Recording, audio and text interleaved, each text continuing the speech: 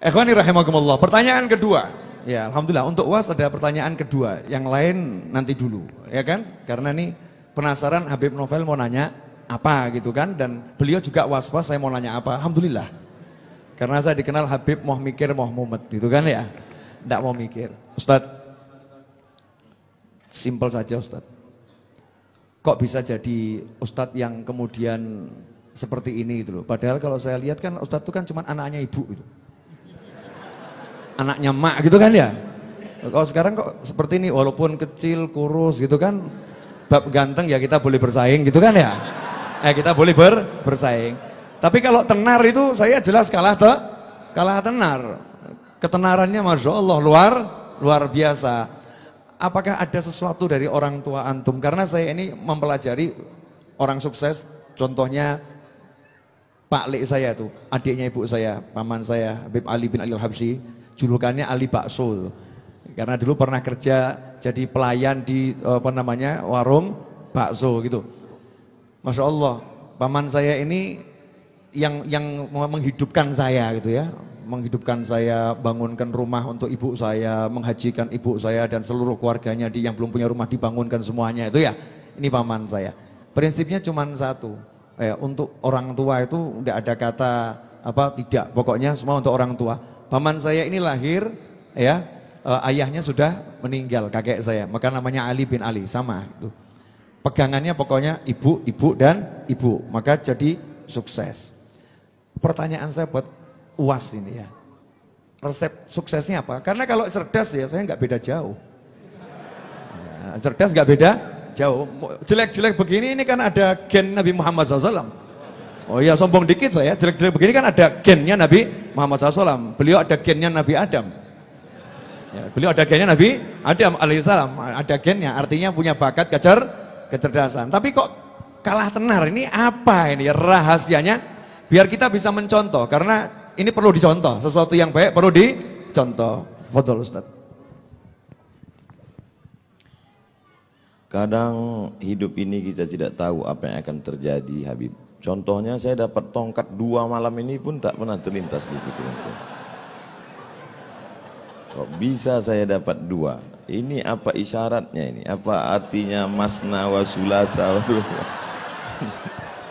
Cie.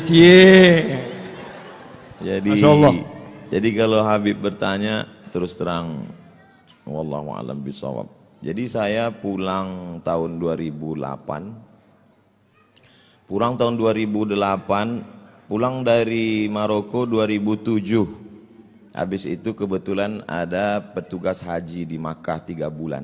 Jadi bulan Maret saya baru pulang.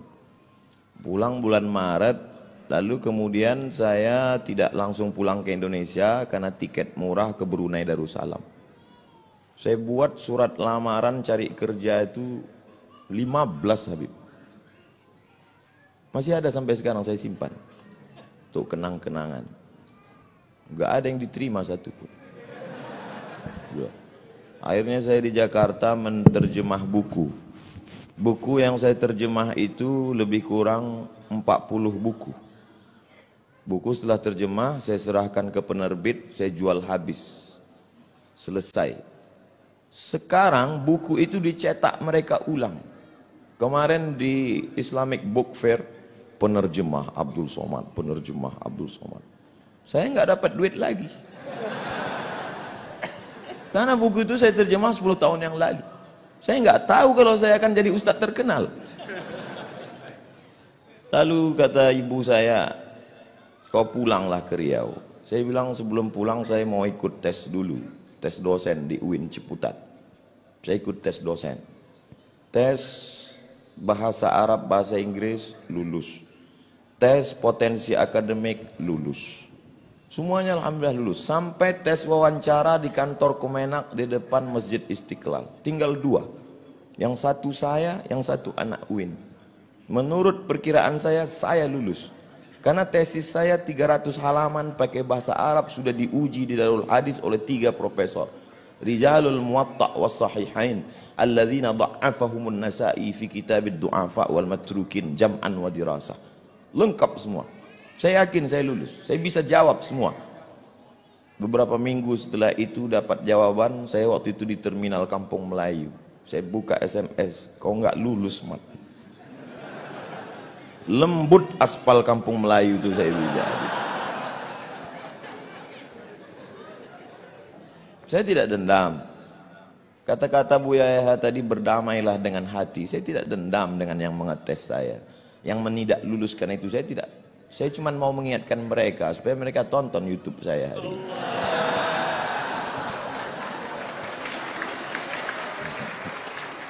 Ustadz masih dendam? Tidak, cuman ingat aja dikit. Kata mak saya, pulanglah nak ke Riau. Saya bilang kita nggak punya koneksi, kita mau kenal sama siapa? Kau pulang aja. Akhirnya saya pulang, ikut tes dosen di UIN, lulus. Saya mengajar, siang saya mengajar, malam saya pengajian di masjid. Subuh Sabtu mengaji hadis, satu subuh satu hadis saja. Saya jelaskan rawi a'lanya, takhrijnya, kalau ada kandungan ikhtilaf fikihnya, akidahnya, aspek sosialnya. Habis itu tanya jawab, direkam, diupload, di-share. Tidak ada orang nonton. Tapi begitu diusir, banyak yang nonton. Dibully, makin banyak. Jadi sekarang yang membuli-buli saya itu menyesal. Ini orang kalau makin dibully, makin terkenal. Itulah, jadi saya kasihan juga dengan mereka ini sekarang. Jawaban saya tidak mengena Habib, tapi saya kira yang paling besar jasanya adalah orang tua. Karena niat saya dulu ingin membahagiakan orang tua, tidak lebih. Saya dulu cuman punya cita-cita sederhana sekali Habib. Saya mau pulang kampung, beli tanah 1 petak, ternak lele, tanam daun ubi, tanam kangkung, malam saya ngajar ngaji, kemudian saya bermanfaat buat umat. Itu saja. Bahwa kemudian sekarang jadi begini, lebih dari yang pernah saya pikirkan. Mungkin itu doa mbah-mbah saya, guru-guru saya, termasuk orang tua saya. Termasuk para habaib yang selalu mendoakan saya, karena mereka sayang dengan saya. Termasuk Habib Novel, walaupun pertanyaannya itu menggugah hati saya. Jazakumullah khair. Allah yang membalas kebaikan Habib Novel yang sudah membukakan pintunya untuk saya. Bisa saya satu majelis. Dulu ketika saya duduk di sekolah, kami dulu belajar cara buat surat. Bukunya warna hijau, ada putih-putih. Kata sambutannya Sayyid Muhammad bin Alawi bin Abbas Al-Hasani Al-Maliki. Kata pengantarnya. Ditulis oleh Sayyidil Hasan Baharun. Itu buku saya belajar. Tidak pernah terlintas di pikiran saya bahwa hari ini saya akan duduk bersama putra beliau, bersama murid beliau, satu majelis dengan orang-orang. Jadi banyak hal-hal dulu yang saya impikan hari ini terwujud. Maka suatu kebahagiaan yang luar biasa. Kalau duduk bersama zuriat Rasulullah saja begini indahnya, bagaimana agaknya duduk bersama Sayyidina Muhammad SAW. Bagaimana agaknya nanti kita duduk bersama Sayyidina Al-Hasan, Sayyidina Al-Husain. Innal Hasan wal Husain sayyida syababi ahlil jannah. Kalaupun tidak engkau takdirkan kami dekat dengannya, ya Allah, paling tidak kami dapat melihatnya dari jauh pun jadilah.